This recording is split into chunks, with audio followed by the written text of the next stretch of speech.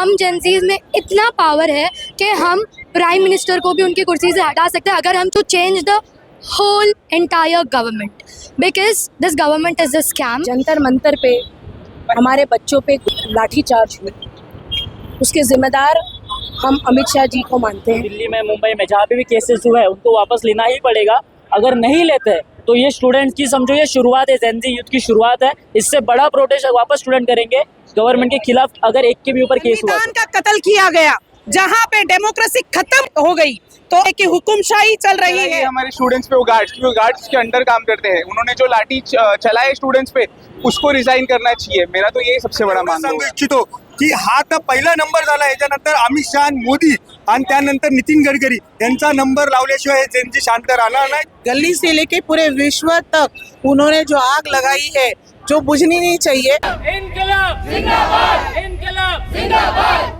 तो पूरे भाजपा की सरकार को गिराने की बात कर रही है।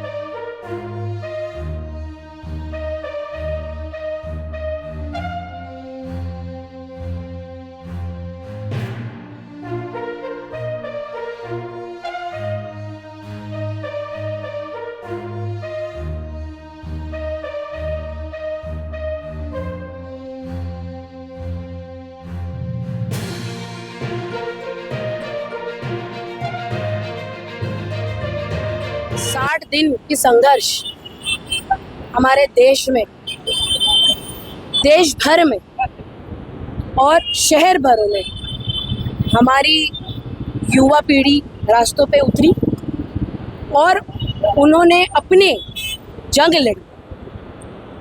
जिस तरीके से जंतर मंतर पे हमारे बच्चों पे गोलियां चली, लाठीचार्ज हुई, उसके जिम्मेदार हम अमित शाह जी को मानते हैं, जिसका इस्तीफा हमारी नेक्स्ट मांग रहे हैं। मोदी जी को आके जिस तरीके से उन्होंने रात के 12 बजे आके हमारे देश के बच्चों को कहा हेलो फ्रेंड्स, उसी तरीके से मैं चाहती हूँ, वही स्पोर्टी स्पिरिट से मैं चाहती हूँ कि वो आके कहे हमारे देश के बच्चों से माफ़ी मांगे।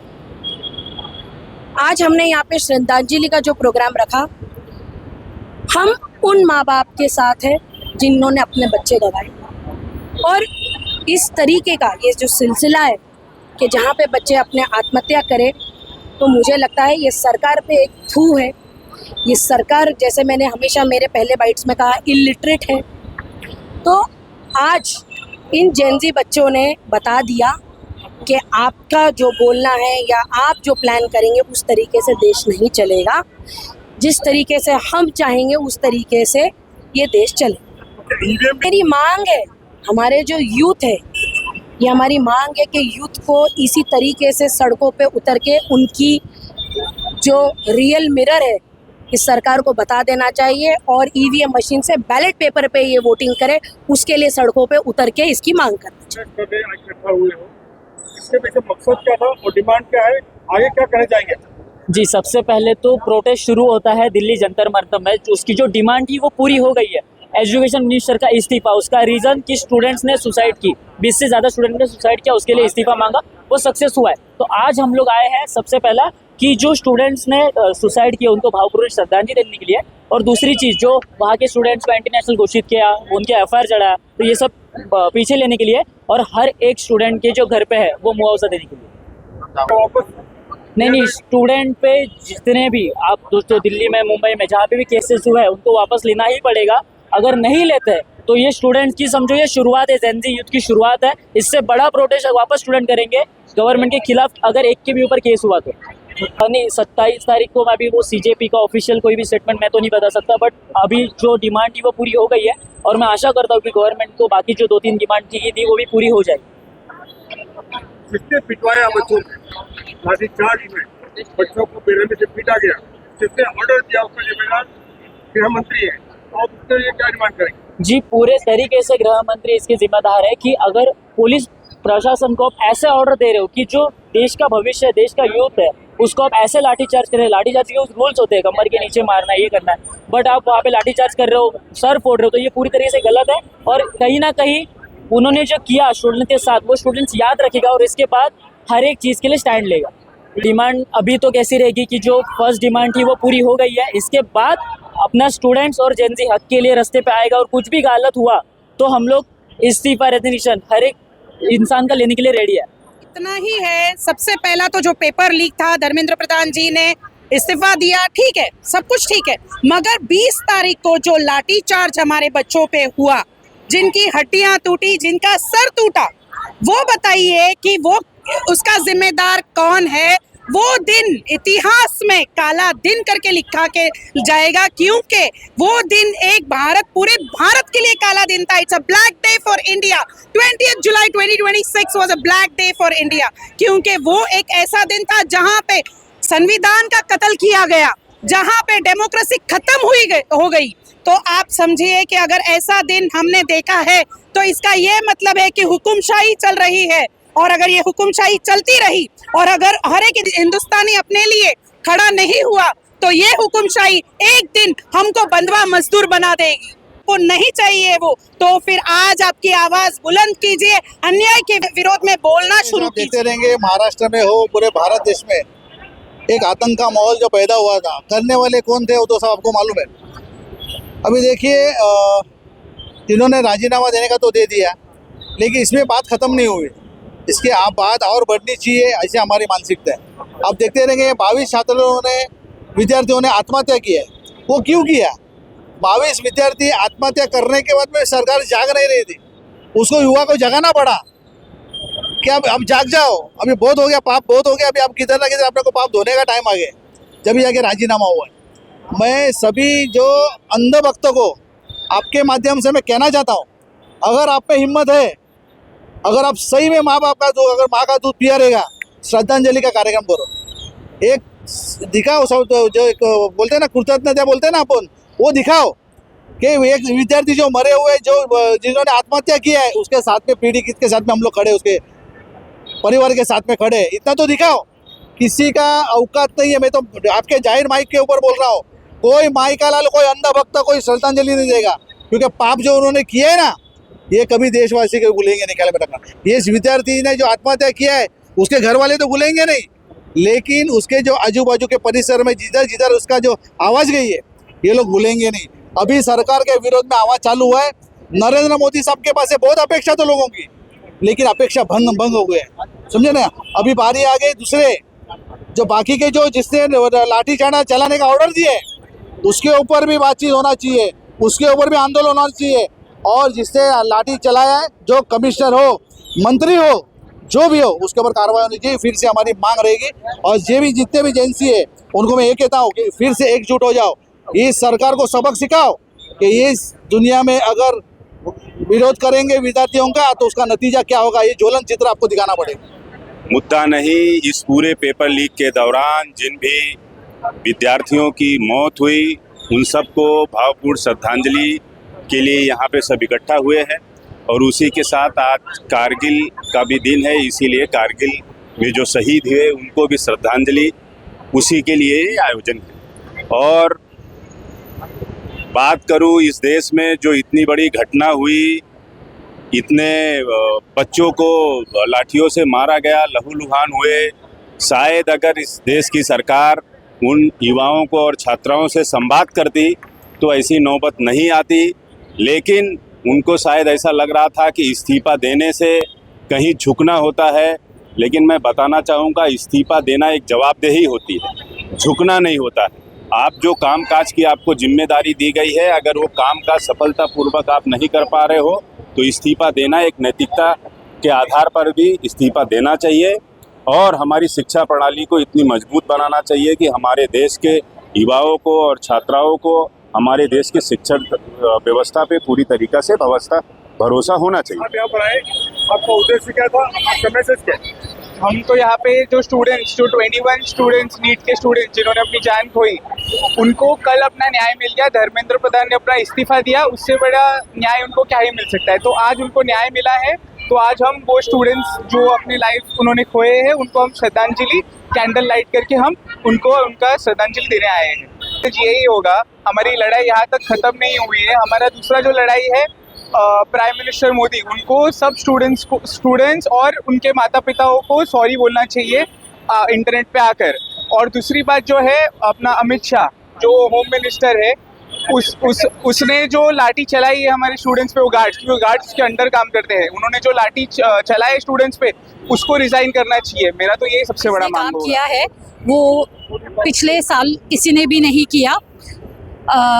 ये लोगों ने जब से सरकार आई है, हिंदू मुसलमान मतलब धर्म के नाम पे ही राजनीति की है, पर बच्चों ने बताया कि धर्म अपनी जगह पे है और एजुकेशन ने बच्चों को सिखाया कि हम सब एक हैं। और ये बहुत अच्छा था कि सारे जो बच्चे थे सारे धर्म के जंतर मंतर पे थे, वो एज अ हिंदुस्तानी अपने आप को उन्होंने प्रेजेंट किया, क्योंकि हम सब हिंदुस्तानी बच्चे एक होए, हम एक होए, तब जाके इन्होंने इस्तीफ़ा दिया है। मैं थैंक्स करूँगी जैनजीस को, उनके जज्बे को, कि इसी तरह से वो रहे। मेरी जैनजी से एक और रिक्वेस्ट ये रहेगी कि जो दूसरा आंदोलन स्टार्ट होना चाहिए इस देश में, ईवीएम को बैन किया जाए। तो मेरी उनसे हम्बल रिक्वेस्ट है कि ये बहुत ही इम्पॉर्टेंट टॉपिक है, इसको उठाया जाए। हम आपके साथ में, ईवीएम बैन होना चाहिए, तब पता चलेगा कौन कितने पानी में है। जय हिंद, जय महाराष्ट्र। आज कारगिल दिवस है, जो हम सबको नमन करने के लिए, आदर से श्रद्धांजलि प्रकट करने के लिए आए हैं। दूसरी बात, जो जेनजी ने पूरे, मैं तो बोलूँ सिर्फ दिल्ली नहीं, गली से लेके पूरे विश्व तक उन्होंने जो आग लगाई है, जो बुझनी नहीं चाहिए, मैं आप सभी को यही कहना चाहूँगी। और जो विषय है, विषय बहुत क्लियर है, उनकी मांगे बहुत क्लियर है, साफ सुथरी है, जो उनका अधिकार है, जो उन्होंने मांगी है। और मैं आप सभी को बहुत धन्यवाद करना चाहती हूँ कि मीरा भाईंदर के आज जो माहौल है, संडे का है, सबका सेलिब्रेशन वाला डे होता है, बारिश है, फिर भी इतने सारे लोग आए, तो आज ऐसा फील हो रहा है कि दूसरा एक जंतर मंतर दिल्ली का यहाँ शुरू हो गया है। और अभी और एक चीज़ है कि जो प्रधान का इस्तीफा हुआ, तो ये सिर्फ इधर ही नहीं खत्म होता है। तो आप सभी लोग खुश नहीं होना है, क्योंकि जो हमने गंवाए है 22 बच्चे, मेरे हिसाब से उससे ज़्यादा बच्चों की आज जो सुसाइड किया है, वो बहुत बड़ा नुकसान है हमारे भारत देश में। तो यहाँ पे जो लोग आए थे, बहुत दूर दूर से लोग आए थे, तो मैं चाहती हूँ कि आज हुआ, इससे ज़्यादा तादाद में लोग आए और इस विषय पे आवाज़ उठाए। और संविधान सबसे बड़ा है, इन्होंने हमेशा संविधान चेंज करने की कोशिश की। तो मैं आपको 3 चीज़ों के लिए अभी से एक अलर्टनेस देती हूँ कि ये जो विषय चल रहा है, उस पर हमारी लड़ाई जारी रहेगी। दूसरा, ईवीएम एसआर का जो बहुत बड़ा फ्रॉड हो रहा है, एसआर ये जनता के फेवर में नहीं है, एसआर ये टाइम वेस्ट हो रहा है, एसआर गुमराह करने के लिए रखा है, एसआर से लोगों को कोई फायदा नहीं होने वाला है। और नेक्स्ट हमारा जो प्रोटेस्ट होगा वो ईवीएम पे होगा। तीसरी बात, ये सरकार कैसे गिरेगी, क्योंकि इन्होंने एक भी जनता के फेवर में काम किया नहीं है। इसीलिए आप सभी को कहना चाहूँगी कि हमेशा इसी तरह से आप जुड़े रहिए। धन्यवाद। जे जंतर मंतरवर आंदोलन झाले, त्याच्या अगोदरचे नीटचे एक्झाम झाले आणि त्या एक्झाममध्ये पेपर फुटी प्रकरण झालं, त्यानंतर 22 विद्यार्थ्यांनी स्वतःचं बलिदान दिलं। हे बलिदान सगळ्यांच्या लक्षात स्मरणात राहावं, याकरिता गोल्डन नेस सर्कलला आज मीरा भाईंदर शहरातर्फे आम्ही भावपूर्ण श्रद्धांजली द्यायला आलेलो आहे। प्रधानने राजीनामा दिला, पण हे मोदी सरकार जे आहे, ते मोदी सरकार सांगत होतं की आमच्यामध्ये राजीनामा होत नाही, पण ह्या युवकांनी, जेनजी लोक आहेत, ह्या युवकांनी 26 दिवस रस्त्यावर उतरून जंतर मंतरवर आंदोलन केली। हे आंदोलन फक्त हे आंदोलन नव्हतं, तर तुम्ही त्या जेनजी लोकांचा जो प्रतिसाद होता, जेनजी लोक ज्या पद्धतीने आंदोलन दिवसभर करायचे, खेळायचे, हे पाहून सर्व देशात एक त्यांचा इतिहास घडलेला आहे। आणि हे सुवर्ण अक्षरात लिहिण्यासारखा कालचा योग झालेला होता की प्रधानने राजीनामा दिला। यानंतर मी मोदी सरकारला एवढंच सांगू इच्छितो की हा तर पहिला नंबर झाला, याच्यानंतर अमित शहा आणि मोदी आणि त्यानंतर नितीन गडकरी यांचा नंबर लावल्याशिवाय हे जेनजी शांत राहणार नाही। ही सुरुवात आहे, याच्यानंतर बघा काय होतंय ते पुढे। राजीनामा मागणार का? मी सांगितलं ना की प्रधान हे पहिली सुरुवात होती, यानंतर अमित शहा, नरेंद्र मोदी आणि नितीन गडकरी यांचा नंबर हा 100% लागणार। आणि हे जेनजी लोक आणि हे युवा आहेत पूर्ण भारताचे, हे राजीनामा घेतल्याशिवाय शांत बसणार नाहीत। दिल्लीला जे जंतर मंतरला जे आंदोलन झालं आहे, जे दीपक साहेबांनी केले आणि वांगचूक साहेबांनी केलं आहे ते एकदम 20-25 दिवस चालू होतं. त्याचं श्रेय जेनजीला भेटतो आणि आज त्यांचा जेनजीने ना आज प्रधान साहेबांचा राजीनामा घेतला. प्रधान साहेबांनी तर राजीनामा दिला आहे, पण मुलांवर जो लाठीचार्ज केला आहे तो अमित शहाने केला आहे. कारण ते स्वतः गृहमंत्री आहेत, त्यांनी सांगितलं म्हणून त्यांनी लाठीचार्ज केला आहे. तो लाठीचार्ज आम्हाला कदापि मान्य नाही आहे. त्याच्यासाठी आम्ही इथं श्रद्धांजली द्यायला आणि अमित शहाचा राजीनामा घ्यायला इकडे आलो आहे. आता बघूया, आता एक विकेट गेली, आता पुढची विकेट अमित शहाची असेल असं आम्ही गृहीत धरून पुढची योजना आखू. जय हिंद, जय My name Maharashtra. is Zara Asif Khan, and I'm not studying right now. I've already completed my graduation. I'm planning to do masters in finance. So my demand is to change the whole entire government, because this government is a scam. And the thing is कि Gen Zs ने इतना protest किया, that is the only reason आज जाके resignation हो पा रहा है. People are trying from years and years. कोई किसी को भी अपनी कुर्सी से नहीं हटा सकता है.